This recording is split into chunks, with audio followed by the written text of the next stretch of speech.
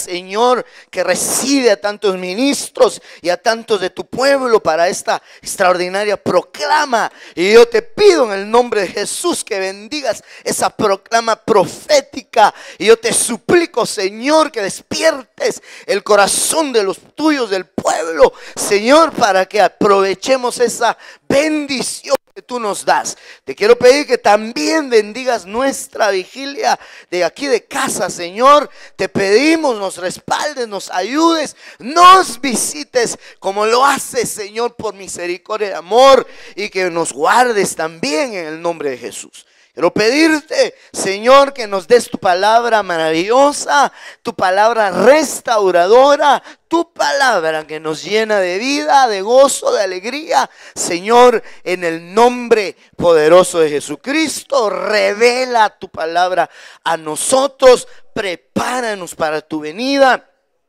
Déjanos percibir las unciones del final. Ayúdanos a entender estas unciones que has preparado para que la iglesia esté lista para tu venida, Señor, en el nombre poderoso de Jesús. Gracias, Señor amado. Amén y amén. Gloria a Dios. Bendito sea el Señor. Muy bien. Quiero seguir hablando con ustedes esta noche del altar. Tal y como empecé el día miércoles retomando ese importantísimo tema, recordándole algunas cosas, agregándole otras a lo ya hablado. A partir de la idea, se recuerda usted de que el altar habla, ¿verdad? Apocalipsis capítulo 16, verso 7 dice en la versión de las Américas, Biblia textual, Nácar Colunga, Jerusalén, esas versiones muy confiables, por cierto, la Jerusalén. Dicen, oí al altar que decía. La Nácar Colunga creo que dice, oí al altar que respondía. Oh Señor Dios, justo y verdadero, o justos y verdaderos son tus juicios. Entonces el altar habla. El altar expresa más que una opinión, hermano, está expresando una realidad.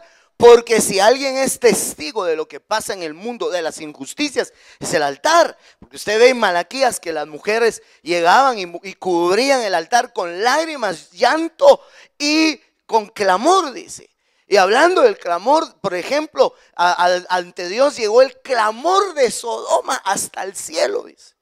Y entonces Dios respondía conforme al clamor. Entonces el testigo de las lágrimas, del llanto y del clamor es el altar. Entonces el altar tiene algo que decirnos.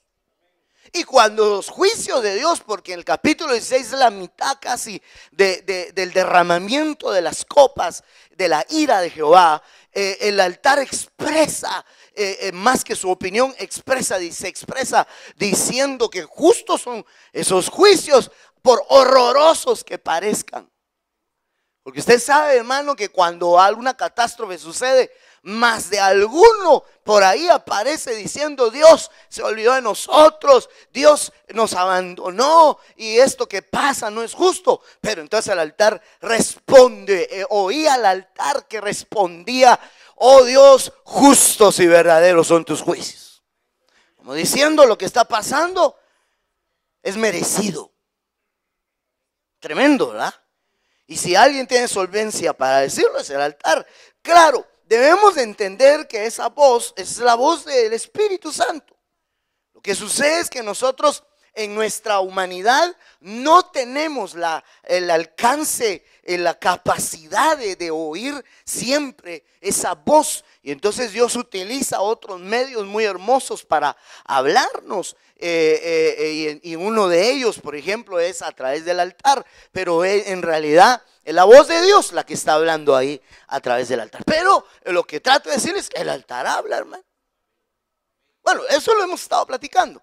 Y no ahorita, sino desde hace un tiempo que hablábamos de ese tema. Pero lo que sí quiero yo enfatizar entonces es la importancia que nosotros debemos darle al altar. Y si vamos a darle importancia a algo, tenemos que saber cómo nos acercamos a Él, en qué actitud, en qué condición y con qué conciencia de significado que le estemos dando al altar. Es decir, ¿será que estamos conscientes, hermano, del valor que tiene el altar?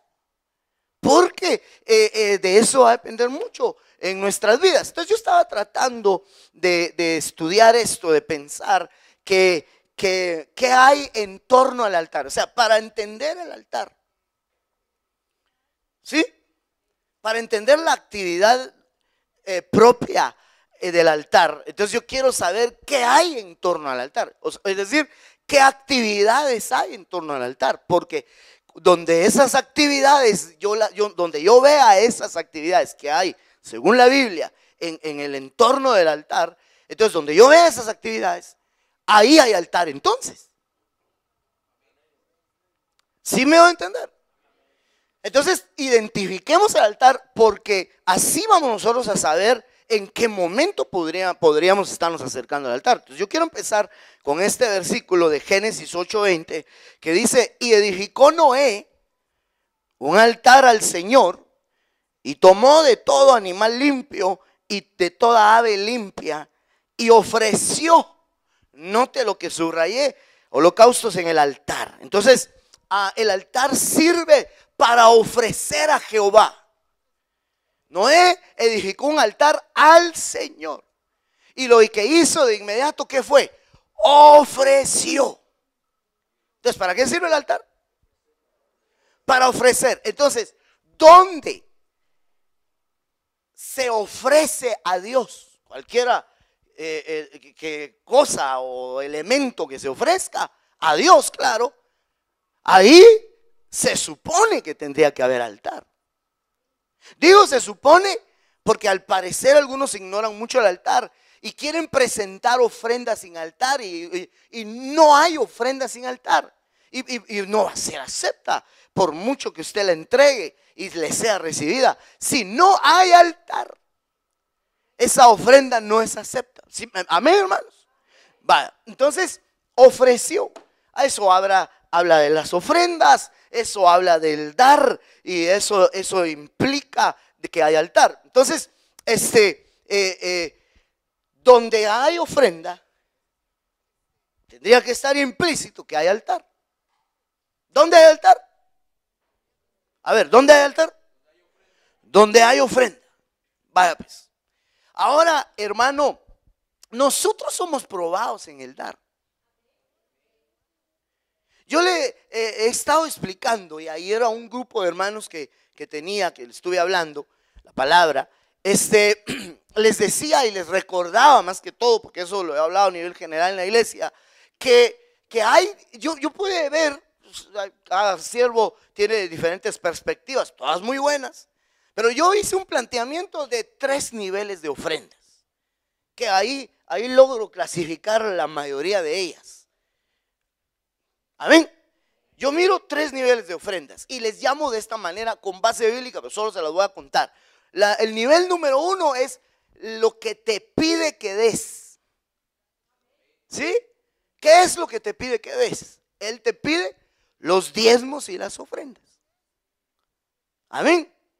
Eso es lo que Él te pide que des. Ese es el primer nivel, por así decirlo, lo más bajo de la ofrenda. Luego, el segundo nivel sería lo que no te pide que des, pero espera que des.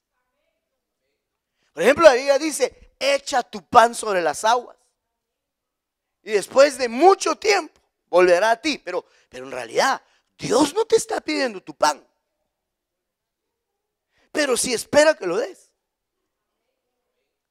Pero no te lo va a pedir así como tal, sino que ahí está en la Biblia expreso, pero no está constituido dentro de la ley, sino que es una palabra profética que se dio en algún momento. Y entonces el que tiene oídos para oír, pues que oiga, ¿verdad? Y el que sepa qué es lo que tiene que dar. El ejemplo lo he puesto cuando David, una vez, que sería tipo de nuestro Señor, nuestro David es el Señor Jesucristo, ¿verdad? Entonces él una vez dijo, ¿quién me diera de beber del agua del pozo? No me recuerdo cómo se llamaba ese pozo, se me escapó. Pero entonces sus valientes, sin mediar palabra con él, atravesaron, hermano, el ejército enemigo. Y fueron y le sacaron agua del pozo que David quería y se la trajeron, hermano. Pero David era su rey. Bueno, en ese momento no había sido todavía, ya había sido ungido, pero no había sido reconocido públicamente. Pero él era su rey, su señor, era su jefe, pues. Él les podía dar órdenes. Pero él ahí no les dio órdenes, él solo expresó sus deseos. ¿Quién me diera? Entonces ellos sabían que no se lo estaba pidiendo, pero él lo esperaba. Entonces vinieron, hermano, en el amor que tenían a su señor, fueron y le dieron el agua, tanto que David ni la bebió, porque dijo, sacrificaron sus vidas, arriesgaron sus vidas, líbreme Dios de tomarla yo. Entonces la derramó como ofrenda de libación a Dios. Él dijo, yo no la merezco, esa es para él, es para él, es para él. Y Dios no le estaba pidiendo esa ofrenda tampoco a David. A ver, ¿me estoy dando a entender? Entonces, hay dos niveles primeros que son lo que te pide que des y luego lo que no te pide que des, ese segundo, pero que espera que des. Y el tercer nivel, yo le llamo a ese nivel de ofrenda, yo le llamo lo que realmente quiere que des. Para no ahondar demasiado y no darle tantas vueltas al asunto, porque ese tema ya lo hablé. Lo que realmente quiere que le des es tu corazón. Lo que realmente quiere que le des es tu vida. Lo que realmente quiere que le des es tu tiempo. Entonces, ahí es donde yo digo, son niveles. Porque yo pienso que si alguien no está dispuesto a darle lo que le pide él que des, y no lo hace, no siempre lo hace, algunas veces lo hace, otras veces no lo hace, o lo hace a regañadientes, o lo hace, ¿cómo es que dice el texto? Por obligación o de mala gana. Entonces, ¿será que va a dar lo que realmente Dios quiere que dé? Pablo decía, con gusto gastaré lo mío y aún me gastaré a mí mismo. Entonces quiere decir que él había superado los dos niveles anteriores. Que cuando a él Dios le decía, yo quiero que me des los diezmos de la ofrenda, él las daba. Y lo que no le pedía, pero también lo daba. De su tesoro particular, David, por ejemplo, de su tesoro particular decía, por amor a la casa de Jehová. Eso no se lo pidió Dios, pero lo esperaba. A ver, ¿me están dando a entender? Y entonces alguien que supera los dos primeros niveles va a tener más facilidad de poder llegar al tercer nivel de la ofrenda, que es darse él, darle su tiempo. Entonces yo pienso, hermano, mire, es que esto que le estoy diciendo es certero. Y no me salga nadie, eso ya lo había predicado. No, bueno, pero ya lo había predicado. Ahora mi pregunta es, yo ya lo prediqué, ¿usted ya lo practicó? Entonces ahí es la razón por la que tal vez con unos pues, está bien, con otros pues hay que seguirlo explicando. Entonces, por ejemplo, ¿no cree usted, hermano, que para estar en la proclama, como le decía hace un momento, tenemos que darnos a nosotros? Es que, hermano, que hay que llegar muy temprano, que el frío, que puede llover, que no sé qué. Bueno, Pablo decía, un gusto me gastaré.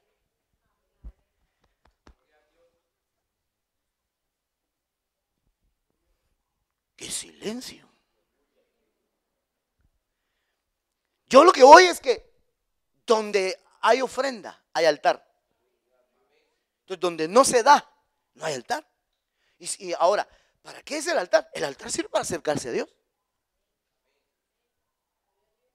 El altar, hermano, es un medio, porque nosotros somos terrenales y Dios es celestial, entonces se necesita un medio. Pero no estamos hablando ahorita de un altar literal como lo era en aquel entonces, sino que son estas formas de hacerlo. Entonces cuando tú das, tú te estás acercando a un altar. Entonces nosotros necesitamos altar. Dice amén toda la iglesia todavía, hermano, en esta hora. Mire pues, nosotros, a lo mejor le voy a preguntar, ¿usted se quiere acercar a Dios? Usted necesita acercarse a Dios. Entonces usted necesita altar. Entonces, ¿dónde hay altar? Donde se ofrece. ¿Qué ofrezco, hermano? Bueno, hay 3 niveles de ofrendas. Tú puedes decidir qué ofreces, cómo lo ofreces, eso es una situación ahí que Dios determina. Bueno, en el caso de lo que te pide que des, pues ahí está determinado cómo lo tienes que dar. Pero en realidad, el nivel superado es cuando alguien ya pues lo cumple efectivamente, sin complicación, está diezmando, está ofrendando. Entonces después va a pasar a otro nivel de dar, no solo lo que le piden.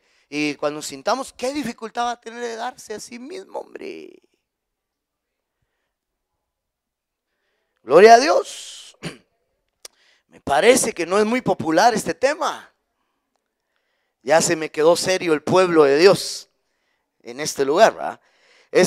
Mire este otro versículo.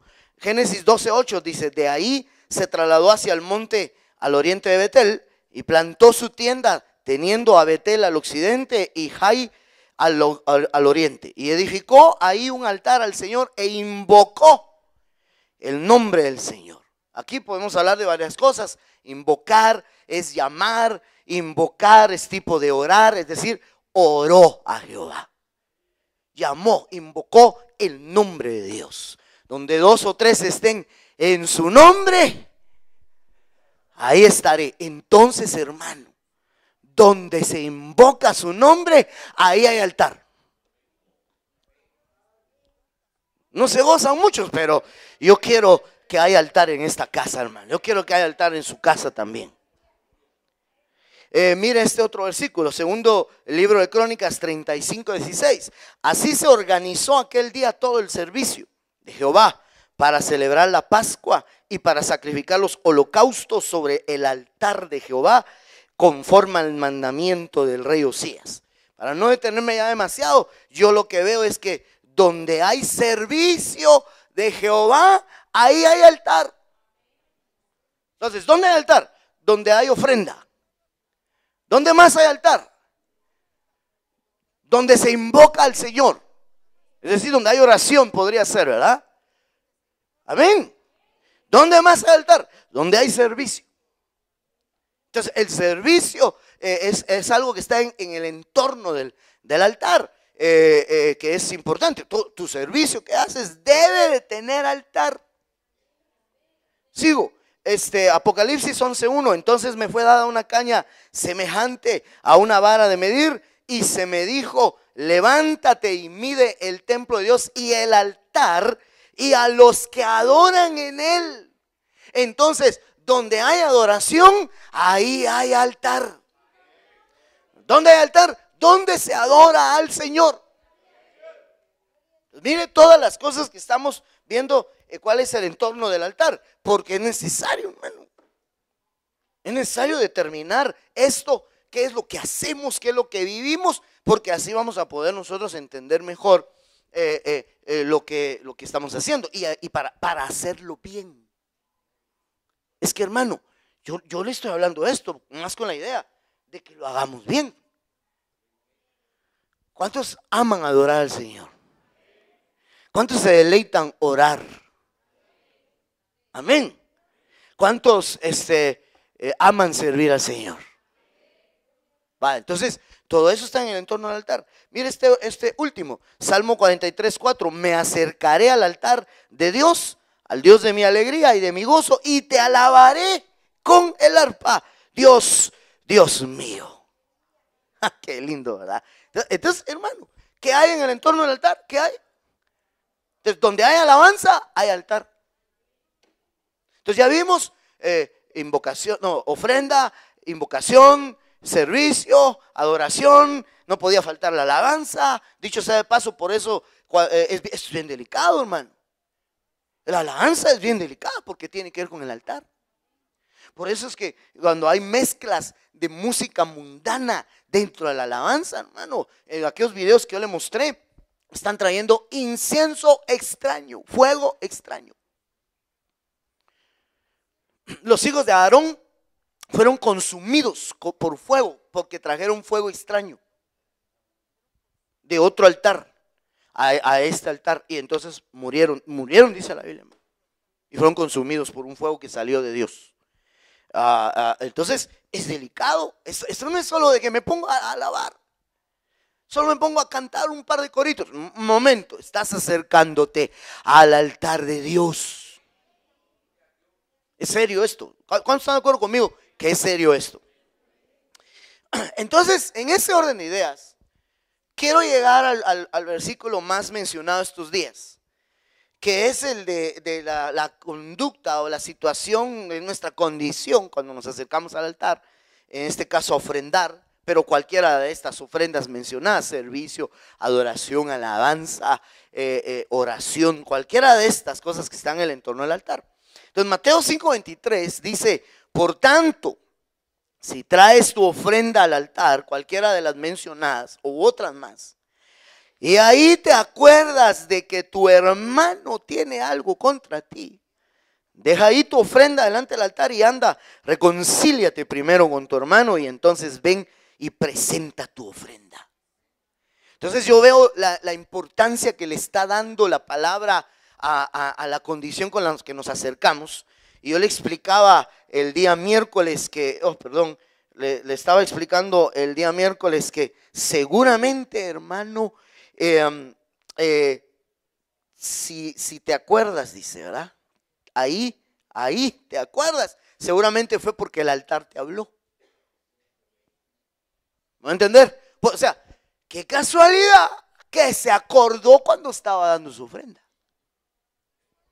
Yo le sugeriría que cuando usted esté sirviendo al Señor y en ese momento usted se acuerda que tiene algún conflicto con alguien, no piense que ese fue un pensamiento fugaz y no se ponga a reprender al diablo. Ay, de repente el diablo me quiere quitar la paz de mi servicio. ¿Y no será que el altar le está hablando? Usted quiere levantar sus manos a adorar y en ese momento se acuerda que le contestó mal a alguien. Y usted empieza a decir, ay no, cruz, que se vaya el diablo y que venga Jesús. No, te puede estar hablando el altar para que te pongas a cuentas. Entonces dice, deja tu ofrenda, déjala, o sea, sí, tráela, preséntala, porque ahí dice, déjala. ¿Dónde dice que la tienen que dejar?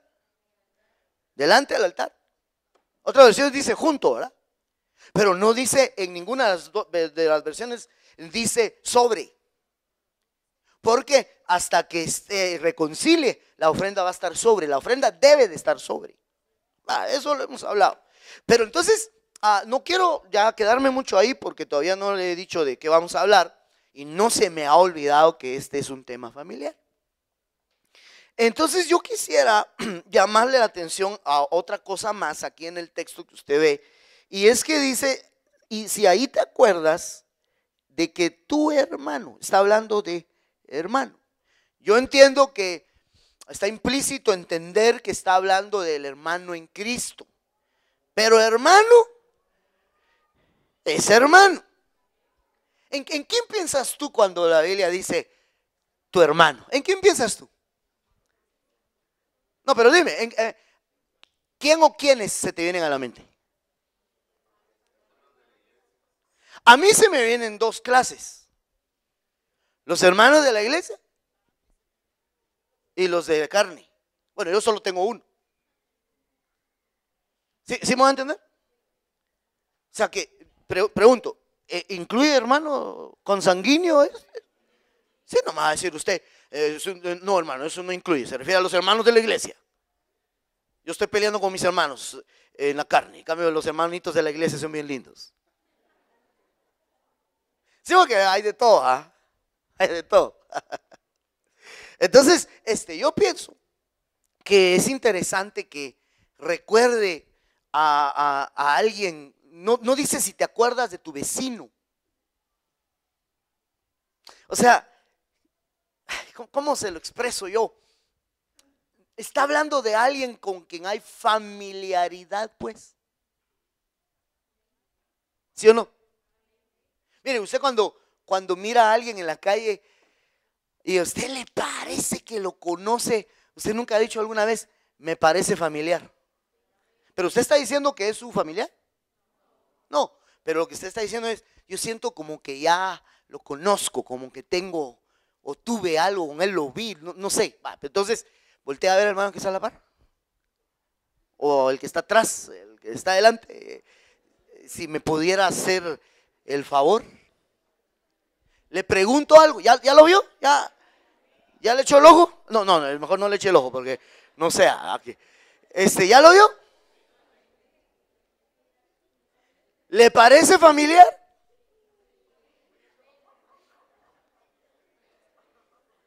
Híjole, yo creo que alboroté el sonpopero, ¿ah? O sea, ¿lo conoce? ¿Sabe cómo se llama? Y si no, pues por lo menos pregúntale, no te da pena, pregunta. Aprovechando, ya tengo 2 años de verte y no te he preguntado dónde te llamas. Solo tu apodo te conozco, ¿ah? Qué bárbaro, ¿ah?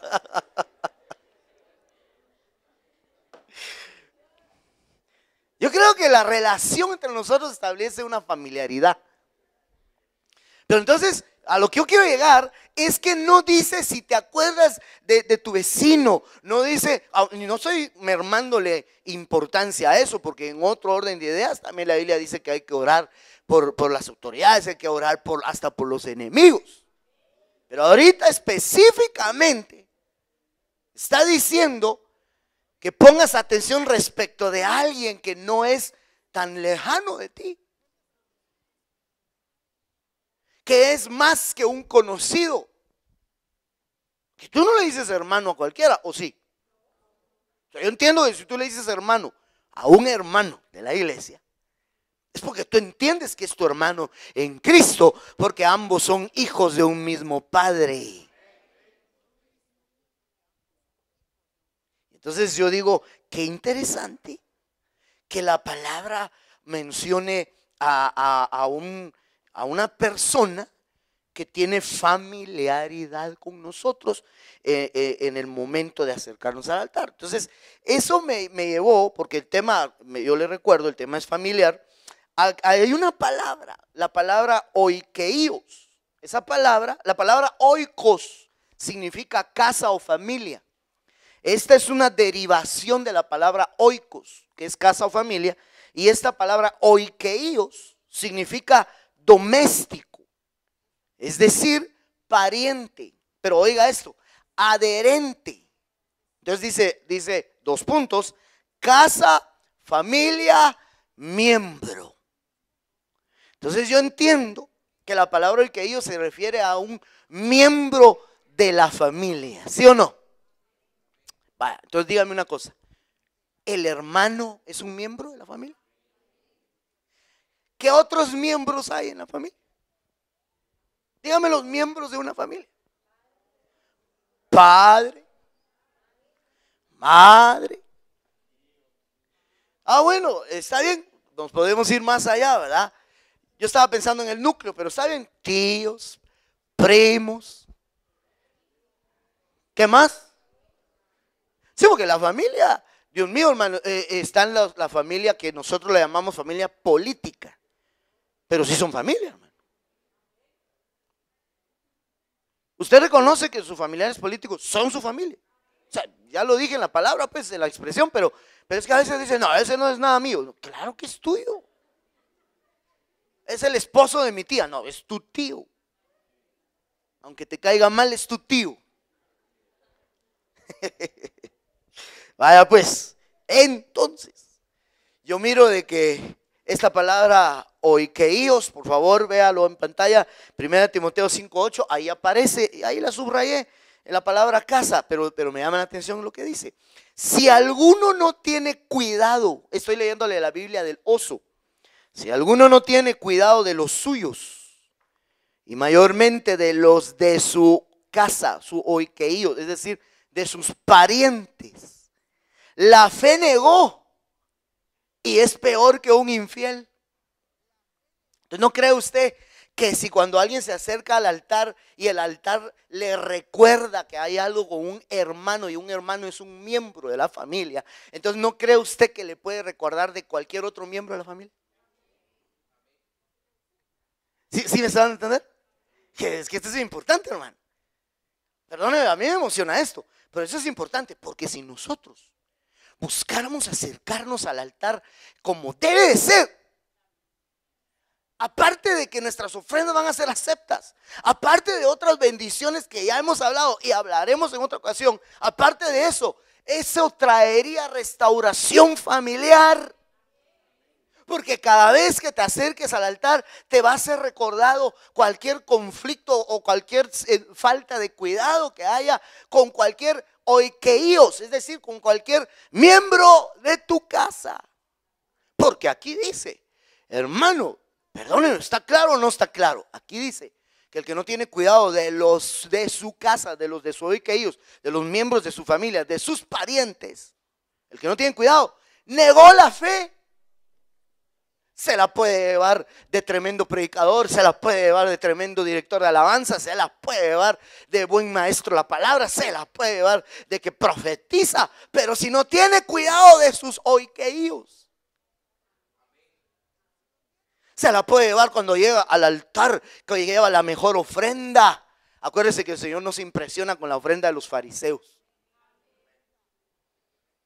Que los fariseos llegan, hermanos, las ofrendas tremendas. Y los discípulos estaban, hermanos, sorprendidos, boquiabiertos, viendo. Ay, ¿qué? ¿Viste la ofrenda que dio ese fariseo? Ah, ¡qué ofrendota! En eso pasa una ancianita, hermano, y saca dos, que eran dracmas o eran blancas. Y hermano, y las pone así. Yo creo que eran el equivalente a centavos, hermano. Y las pone ahí. Y yo me imagino a Judas. Dios, hijo de... Y Tomás le dijo, amén, le dijo. Y entonces el Señor les dice, ¿veis a esa mujer? Ella dio más que todos los demás. El Señor no se deja impresionar por eso, porque es la actitud con la que llegas al altar. Porque el altar, al acercarte al altar, te tiene que recordar algo. Si no estás teniendo cuidado de tus oikeíos, de tus parientes. A ver, ¿cómo dice que es oikeíos? Pariente, adherente a la casa, familia, miembro. Si no tienes cuidado, negaste la fe y eres peor que un infiel, dice aquí. Y, hermano, yo no quiero ser peor que un infiel, ni mucho menos considerar que he negado la fe. O sea que la fe no se niega solo negándola. ¿No entender? Que cuando alguien le dice, ¿usted es evangélico? No. ¿Cómo a creer? Yo no estoy de esos locos. Aleluyas. Y el domingo estuvo aquí danzando. Es una forma de negar. Esa es una forma de negar. Pero otra forma de negar es haciendo esto, descuidando a los suyos. Entonces, después de media hora de estar predicando, todavía me quedan como 20 minutos. El tema se llama la familia ante el altar. Pero ya dentro del entorno de la idea que le estoy dando. Pero ¿por qué le expliqué todo lo que le expliqué al inicio? Que entendamos que es el altar, ¿verdad? A ver, ¿dónde hay altar? ¿Dónde dijimos que hay altar? Volvamos a hacer el resumen. ¿Dónde dijimos que hay altar? Donde se ofrenda, o donde se ofrece, sea lo que sea que se ofrezca, pero para aceptarle a Dios. Va. ¿Qué más? ¿Dónde más hay? ¿Dónde se invoca al Señor? ¿Dónde más hay altar? ¿Dónde hay servicio? ¿Dónde más hay altar? ¿Dónde se adora al Señor? ¿Dónde más hay altar? ¿Dónde hay alabanza? Ofrenda le hemos mencionado. ¿Dónde hay alabanza? Va, ahí hay. Entonces, cada vez que vengas a servir, cada vez que vengas a orar, cada vez que vengas a adorar y te acuerden que tu hermano tiene algo contra ti, pero ahora entendemos que el miembro de tu oikeíos, y te acuerdes que tu padre tiene algo contra ti, o te acuerdes, hermano, que tu hijo tiene algo contra ti, deja ahí tu ofrenda. ¿Sí o no? Allá se me quedó bien serio usted. Es que, hermano, solo con lo de hermanos ya estábamos fritos, hermano. Y ahora ya agregó ahí a papá, mamá, hijo, tío, primo, hasta el chucho. ¿Y por qué el chucho? Porque para mí es como de mi familia. Ah, vaya. Si te viniste a la iglesia y no le dejaste comida y lo dejaste afuera con este frío. No, ya bajó, ya calmó el frío. ¿Ah? Y aquí adorando, hermano, y el chucho aullando en la casa, hombre, no sea así. No, la Biblia dice que no hay que ser crueles con nuestras bestias. ¿Está leído eso? Hermano, ¿no sabía usted eso? Búscamelo, hermano Henry. Séme favor, pero la Biblia dice y especifica quién es la clase de persona que es cruel con su bestia. O sea, con los animalitos, pues. ¿No cree usted que es crueldad que se va al retiro toda la semana y deja al pobre Chucho sin comida, hermano? ¿No cree que es crueldad dejarlo amarrado ahí, hermano, junto a la pila lloviendo? Pobre, es crueldad y es pecado, hermano. Eso es pecado. Amén.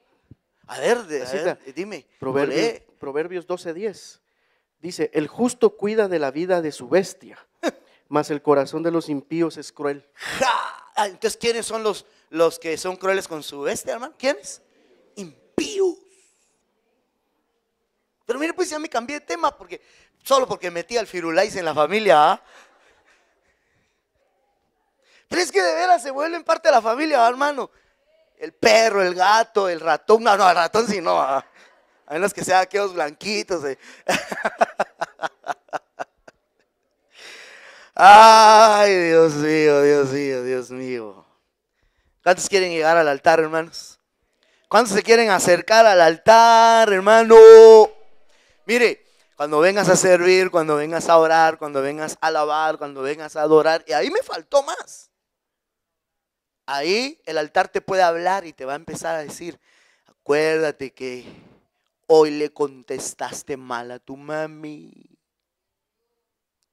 Y aquí estás danzando. Y fuiste abusivita con tu mami, mamadita. Deja ahí tú. Y ve y reconcíliate primero. O sea, vamos por orden. Hermano ante el altar. Porque con ese me quedé, ¿verdad? Con ese empecé. Entonces, veamos cuando hay un hermano ante el altar. Y ahí le recuerdan algo. O sea, no sé si me están dando a entender. Cuando alguien se acerca al altar y le recuerdan que su hermano tiene algo con él. O sea, es un hermano que tiene un problema con su hermano. Amén, hermano. 1 Juan 4:20. Si alguno dice yo amo a Dios y aborrece a su hermano, es mentiroso. Porque el que no ama a su hermano, al cual ha visto, ¿cómo puede amar a Dios? A quien no ha visto. Y ahí está ante el altar haciéndose un queso. En su servicio, en su oración, en su adoración, en su alabanza. Ahí está haciéndose un queso. Pero aborrece a alguien. Ya sea su hermano físico. Bueno, pero como hoy el tema es familiar, dejemos en paz a los hermanos en Cristo. ¿Cómo estás con tus hermanos? ¿Estás bien con tus hermanos o Yo creo que, hermano, yo entiendo que tal vez sobre todo el tiempo ha pasado, tal vez tú ya eres un adulto, hasta un abuelo, pero y hay distancia de por medio, muy bien, pero por lo menos de que cuando te mencionan el nombre de tu hermano no se te quita el hambre. Fíjate que tu hermano vino a la capital. ¿Para qué me decís? Me estaba disfrutando mis frijolitos con mis huevitos y mira, hasta el hambre me quitaste. Uy. Y en el culto estaba ahí. Padre, te doy gracias porque no soy como mi hermano.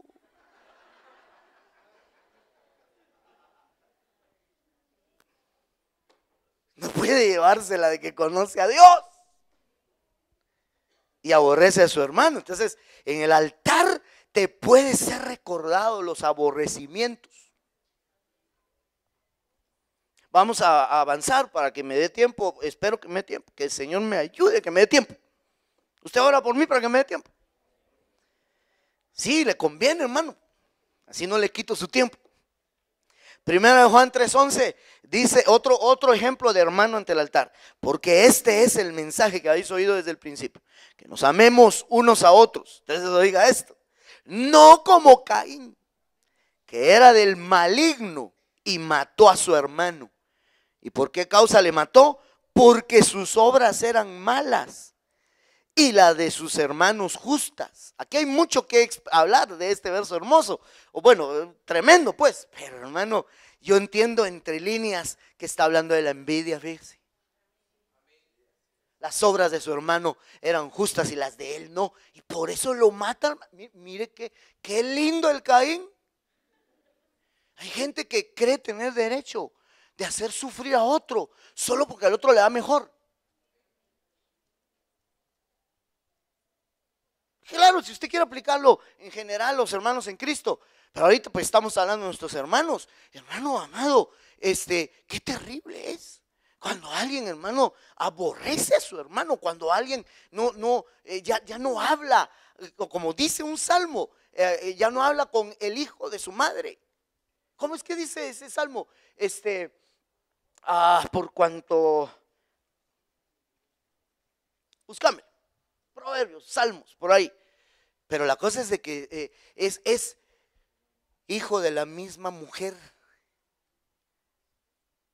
que ella tuvo a ambos o a ambas en el mismo vientre. Y lo aborrece, y solo porque a ella o a él le va mejor. ¿Cómo estamos con nuestros hermanos? El altar nos va a recordar, nos va a decir: hey, no seas como Caín, que mató a su hermano. El que aborrece a su hermano es un homicida, ¿verdad? No aborrezcas a tu hermano solo porque sus obras son justas y las tuyas no. Y porque a ti te reprendí, a él no. ¿Cuánta gente se molesta, hermano, cuando es reprendido? Y rápido saca a luz a su hermano. Si mi hermano está peor que yo. Pero si en ese momento se está hablando contigo. Hermano, es increíble los pleitos familiares que se dan por las herencias. Tal vez sí entra en el contexto de las ideas. Porque puede ser, hermano, que lo que ahí está sucediendo es que a uno de tus hermanos, tus padres les dieron algo mejor, quizá porque fue un mejor hijo. Mire, yo no estoy ahorita discutiendo si eso se debe hacer o no de parte de los padres. Eso lo discutimos en el otro tema de familia, si quiere. Pero ahorita no estoy discutiendo eso. Yo voy al punto. ¿Y qué a ti si tus padres decidieron dejarle la casa de 3 pisos y a ti te dejaron el triciclo?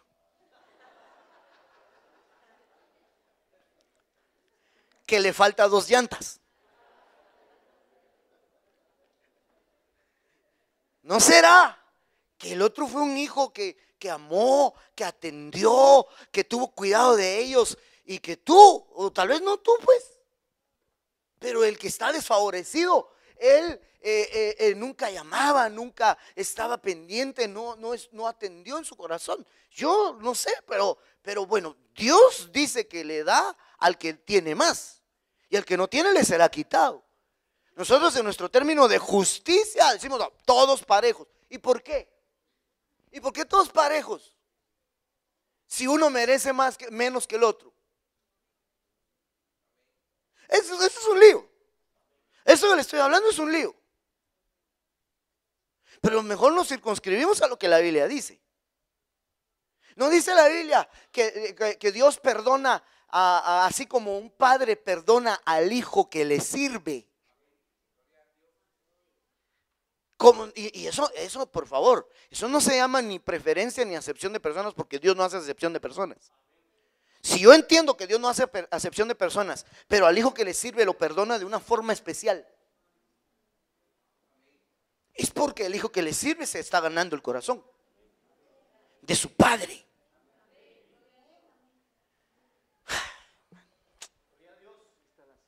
Este tema se está poniendo candente. Encontraron la cita. Léela, hermano, por favor. Reina Valera del 60 dice: Salmo 50:20. Tomabas asiento y hablabas contra tu hermano, contra el hijo de tu madre ponías infamia. Contra el hijo de tu madre ponías infamia, calumnia, infamabas, hablabas mal de él. Hermano, ¿cómo puede ser posible? Por los celos, por la envidia de que a uno le fue mejor que al otro. Cuando te acerques al altar y ahí oigas una voz y te recuerde eso, deja ahí tu ofrenda y reconcíliate y dile, hermano, gloria a Dios porque tus obras son justas, las mías han sido malas, yo tengo lo que merezco, pero tú eres mi hermano. Me acuerdo cuando jugábamos 5 juntos, terminábamos tirándolo en la cabeza, pero eres mi hermanito.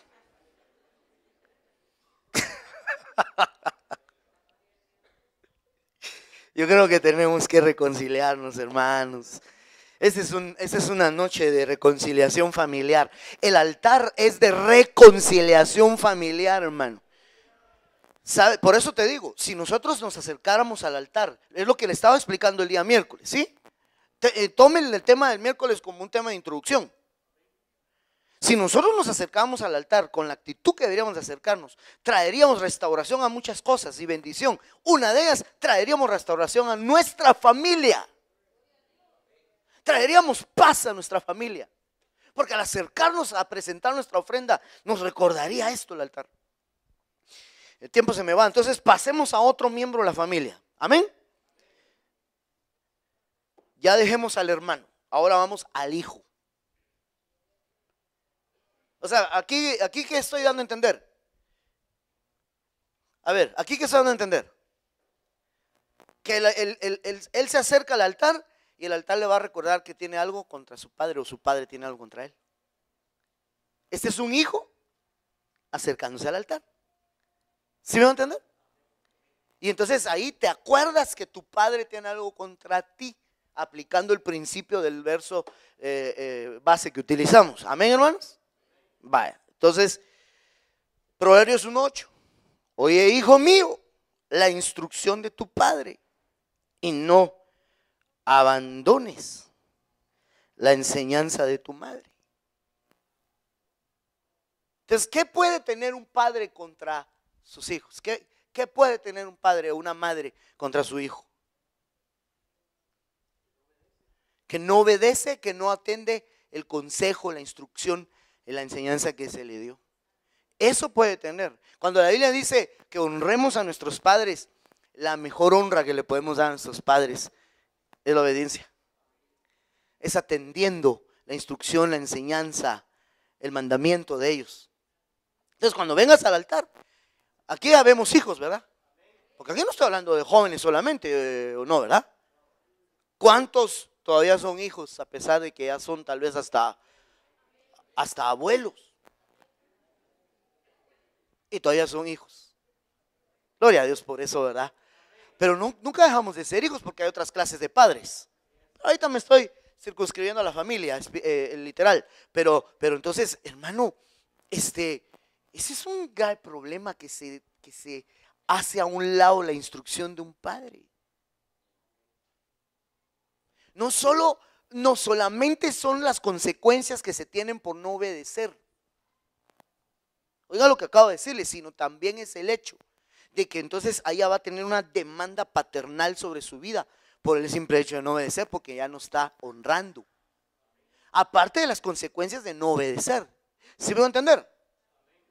Hermano, es necesario que nos revisemos como hijos. Cuando nos acercamos al altar, ahí va a haber una confrontación paternal. ¿Cómo estás para con tu papi? Para con tu mami. ¿Eres la niña de sus ojos? ¿O la astilla que se le metió en los ojos? Híjole, no, eso mejor bórrelo, ¿ah? También que iba. Es que yo pienso en nosotros. Hermano, tenemos que honrar a nuestros padres. Por lo menos portándonos bien, pues. Mínimo. ¿No cree usted que mínimo? Claro, hablarles, visitarlos, si le podemos ayudar económicamente, mucho mejor, y esas son cosas importantes, pero por lo menos de que no digan, mire su hijo, ese es su hijo, chica usted, eso salió de usted.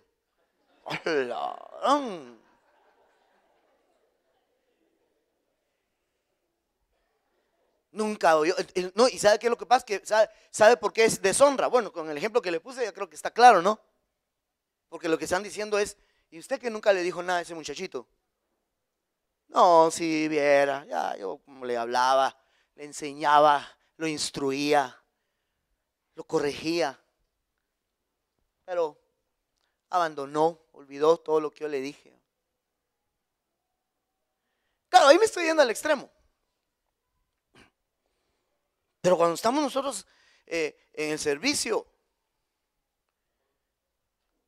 se supone que esas cosas, el servicio, la adoración, la alabanza, están en torno al altar. Ahí tendría que haber un recordatorio si te estás acercando conscientemente al altar, no solo a presentar tu ofrenda. Quiero preguntar, ¿me he dado a entender con esto? Porque muchos no están conscientes del altar, solo de su ofrenda. Si estuvieran conscientes del altar, lo oirían. Y el altar les diría, hey, hoy en la mañana no te portaste muy bien con tu papá.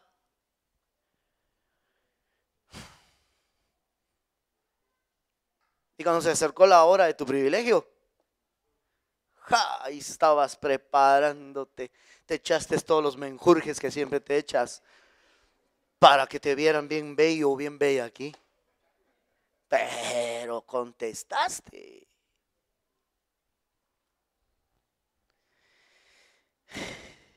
El tiempo se me acaba y todavía tengo que hablar de los papis. ¿Lo dejamos ahí, va?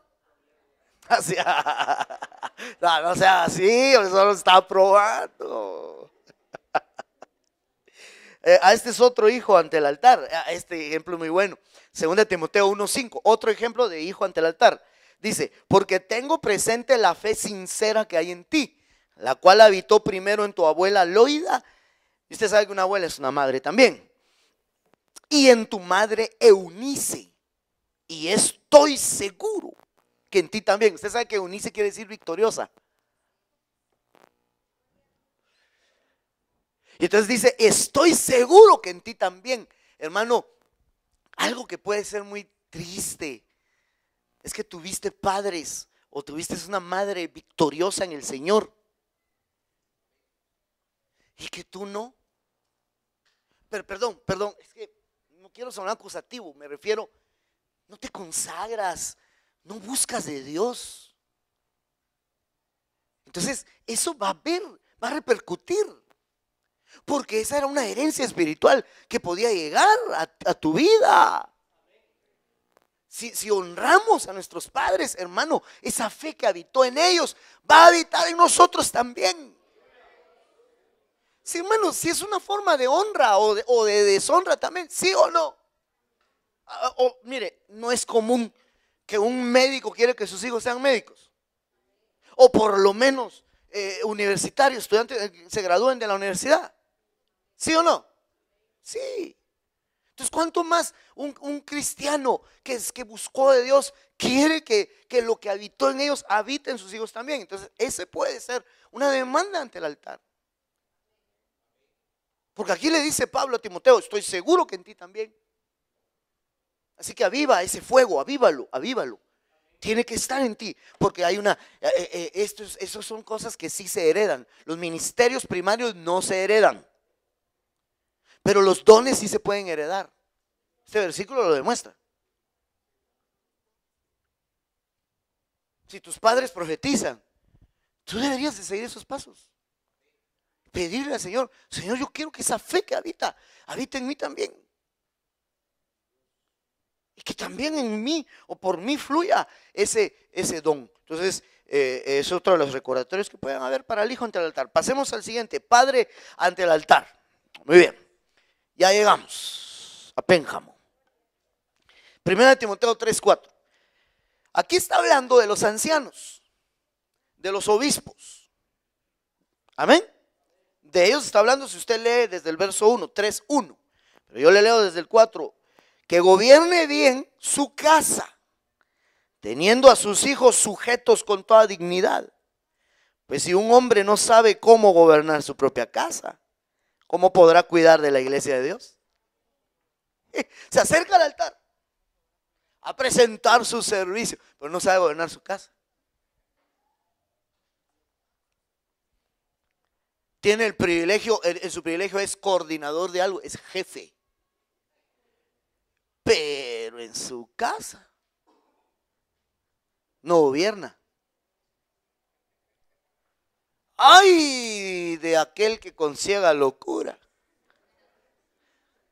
a sus hijos pretenda acusar! Porque con su muchachito no se mete nadie. Los deja hacer lo que quieran. Y ahí está el muchachito y la muchachita, hermano, se sube en los carros y lo utiliza como cama elástica. Y el papá, tan lindo mi muchachito, ahí arreglándole el carro al otro. Pero como es el coordinador de coordinadores, no se le puede decir nada. ¿Cómo pretende gobernar?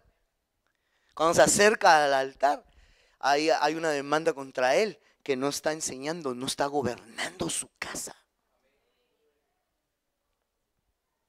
Porque aquí hay una comunión con el altar, ¿o no? Está hablando del anciano, está hablando del obispo, está hablando de la iglesia, del servicio en la iglesia. Pero tiene que, dice, tienen que tener a sus hijos sujetos con toda dignidad. Si no los puede sujetar con dignidad, aunque sea con cuerdas. Amén, dice, no me entendió, ¿ah?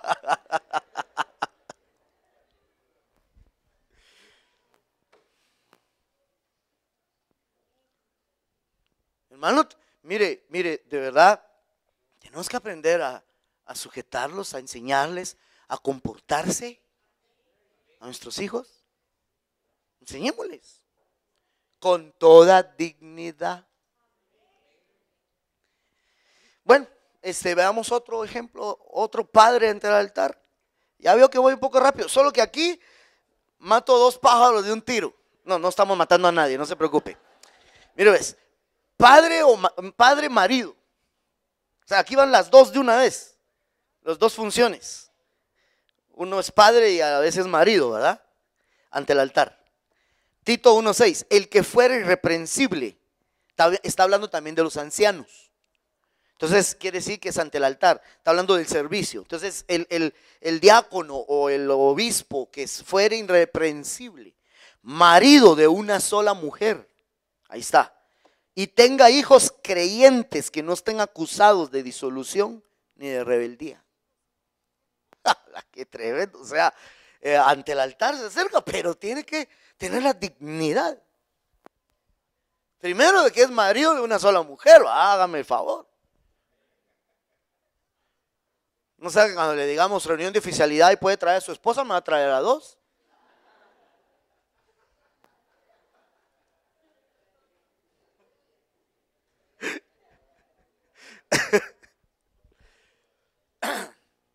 Y óigame bien, y que tenga sus hijos, que sean creyentes.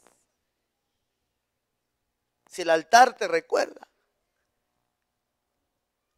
que no les has predicado el evangelio a tus hijos, que no les has enseñado el camino de la verdad. Qué tremendo, ¿ah? Yo creo que nosotros, si nos acercamos al altar con ese propósito de veras, hermano, ¿cuál es el propósito? Le decía yo hace un momento de acercarnos al altar. ¿Cuál es? ¿Acercarnos a Dios o no? Ese es el propósito final. Si yo me acerco con ese exclusivo propósito, entonces el altar me va a censurar en algún momento. El altar va a ser un catalizador de mi ofrenda primero. Y me va a decir, muy bien, está bien tu ofrenda, pero ponla ahí. Porque mira, no tienes a tus hijos sujetos. No les has enseñado el evangelio. Déjala ahí y arréglate primero. Pero aquí no miro yo que diga que los hijos estén peleando contra ese padre. Yo supe del caso de un homicida en los Estados Unidos, no sé si usted ha oído hablar de ese caso, que le aplicaron la pena de muerte en la silla eléctrica. Y entonces le dijeron que diera sus últimas palabras y lo que hizo fue maldecir a su mamá.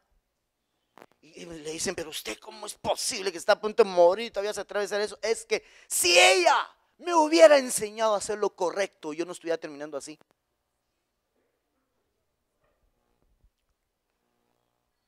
Y todo el mundo se quedó así como usted ahorita, callados, hermano. Solo el teléfono que sonó se oyó. Y entonces yo pienso, hermano, que aunque nuestros hijos no tengan contra nosotros verbalmente algo, eso al tiempo es una demanda de ellos.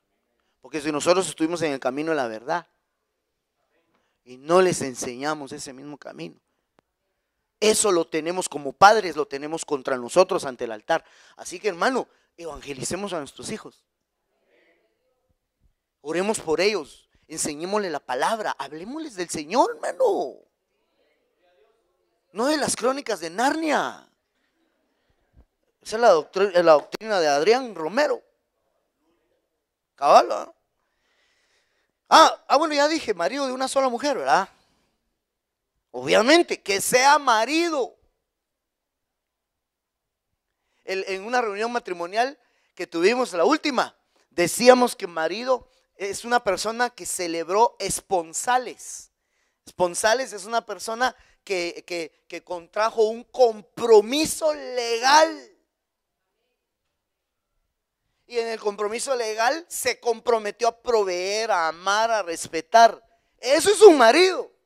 Yo les decía en esa reunión de matrimonios, ¿con qué razón algunos no se quieren casar?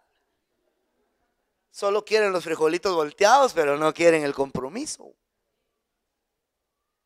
No quiere celebrar esponsales. Así, busque la palabra marido en el diccionario. Ahí va. Marido es aquella persona que celebró esponsales. Va a buscar qué es esponsales y ahí está lo que le estoy diciendo. Entonces, que sea marido, que sea una persona responsable en su casa,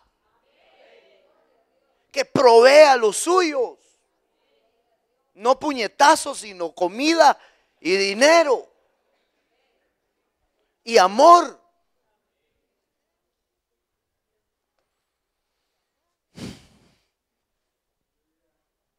Y yo ya voy a terminar. Déjeme ver. Todavía me falta hablar de la madre. Madres, mamitas lindas y queridas. Madre ante el altar. Le voy a leer un solo texto en dos evangelios distintos, pero habla del mismo caso. Marcos 3:35, porque cualquiera que hace la voluntad de Dios, ese es mi hermano y hermana y madre. Entonces entendamos algo. ¿Quién está hablando aquí? Pregunto, ¿quién está hablando aquí? Sí, exacto, pero se lo voy a decir de otra forma, el Hijo. Jesús el Hijo está diciendo, ahorita omitamos hermano y hermana, está diciendo, mi madre. O sea, yo reconozco por madre a quien hace la voluntad de mi Padre. ¡Ay, eso está tremendo, hermano!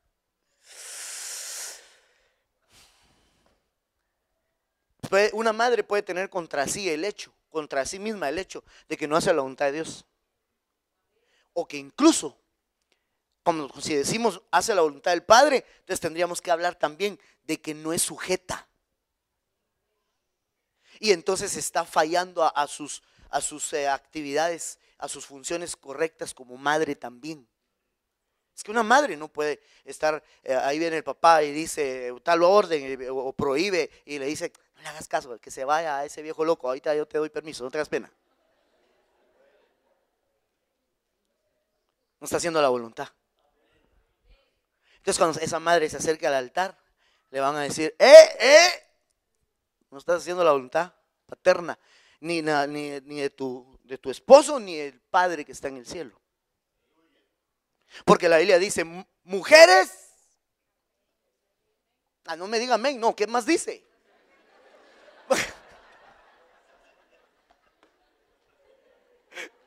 ¿Qué más dice, hermano? ¿Qué más dice? Mujeres, estad, ¿cómo le cuesta decirlo, hermana? Estad sujetas a vuestros maridos. No, quiero oír amenes femeninos, ahorita no masculinos.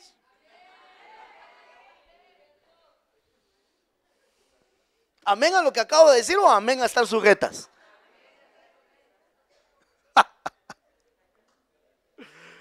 La voluntad de Dios, la voluntad del Padre es la que se tiene que hacer. Mire, en Lucas 8:21 dice el texto, pero Lucas lo expresa diferente que Marcos. Juan también, Mateo también, búscame cómo lo dice Mateo, hermano Henry. Pero en Lucas dice, pero respondiendo él les dijo, mi madre y mis hermanos son estos. Y dice que señaló a sus discípulos, ¿verdad? Que oyen la palabra de Dios y la hacen. Mire qué demanda la que tiene una madre. ¿Qué tiene que hacer una madre? Oír y hacer la palabra, porque una madre es la que enseña la carrera al niño mientras es niño. Instruye al niño en su camino. Yo expliqué eso el domingo, lo expliqué, ¿verdad? Cuando cumpla 12 va a pasar a la tutela del padre. Bueno, estoy hablando figuradamente, va a seguir atendiéndolo, pero necesita más rigor de padre a partir de los 12. Más rigor paternal a partir de los 12. Pero antes, esa madre tenía que instruir con oír la palabra y hacerla. Y enseñarla, porque ya leí el verso que dice, hijo mío, no abandones la enseñanza de tu madre. Entonces, una madre no puede enseñar correctamente si no oye la palabra de Dios. ¿Lo tenés en Mateo? ¿Dice igual o No, cambia? cambia un poco. Mateo 12:48 en adelante dice. ¿Cómo dice Mateo? Pero dice, ¿quién es mi madre y quiénes son mis hermanos? Y extendiendo su mano hacia sus discípulos dijo, he aquí mi madre y mis hermanos. Porque cualquiera que hace la voluntad de mi Padre que está en los cielos, ese es mi hermano y mi hermana. Ahí está. Y mi madre. Ese es el detalle que se me pasó. En Mateo dice la voluntad de mi Padre. En Marcos dice la voluntad de Dios. ¿Sí? Y en Lucas dice que oye y hace la palabra de Dios. ¿Notó las tres diferencias? Padre, Dios y palabra. Padre, Dios, o sea, la madre tiene que estar atenta a la voluntad del Padre, que ahí sería su marido. A la voluntad de Dios, que es Dios Padre. ¿Estamos? Y tiene que estar atenta a oír la palabra y hacerla. Entonces, lo contrario de una demanda en el altar contra ella. Si puedo decirlo así, pues. Es decir, el altar le va a decir, le va a recordar que tiene eso pendiente. Cuando se acerque a adorar, a alabar, a servir, a invocar el nombre del Señor o cualquier otra actividad ante el altar, hermanos. Yo lo termino ahí, lo dejo ahí. Y quiero orar por las familias. Hoy nos pasó el tráiler a todos. Y de paso que algunos somos papá, esposo, hijo, hermano. Los adultos nos ve parejito todo, hermano. Nos llevamos el premio mayor.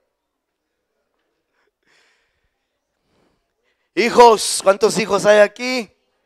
Desde los jóvenes hasta los no tan jóvenes. Padres, madres, hermanos. ¿Cuántos bendicen a sus hermanos? ¿Cuántos pueden bendecir a sus padres? ¿Cuántos pueden bendecir a sus hijos? Póngase de pie, por favor. Vamos a orar en esta hora, dándole gracias al Señor que ha sido bueno. La familia ante el altar va a lograr una restauración. Va a lograr avanzar en las dificultades familiares. Si le interesa el altar. ¿Me voy a entender? O sea, ¿cuál es el interés del altar? Dios, ¿verdad? Acercarnos a Dios. Entonces, si le interesa el altar, ese mismo altar le va a traer restauración. Porque le va a recordar al padre que su hijo tiene algo contra él. Le va a recordar al hijo que su padre tiene algo contra él. Le va a recordar al hermano que su hermano tiene algo contra él. A la madre que su hijo tiene algo contra ella. Tremendo. Al marido. A la esposa. Le va a recordar. Levanta tus manos al cielo. Vamos a orar rápidamente antes de dar paso a lo que sigue, las peticiones de oración. Padre que estás en el cielo, queremos agradecer tu palabra que nos lleva y nos coloca ante el altar y que nos ayudas a escuchar al altar hablar, diciéndonos lo que tenemos que oír, lo que necesitamos.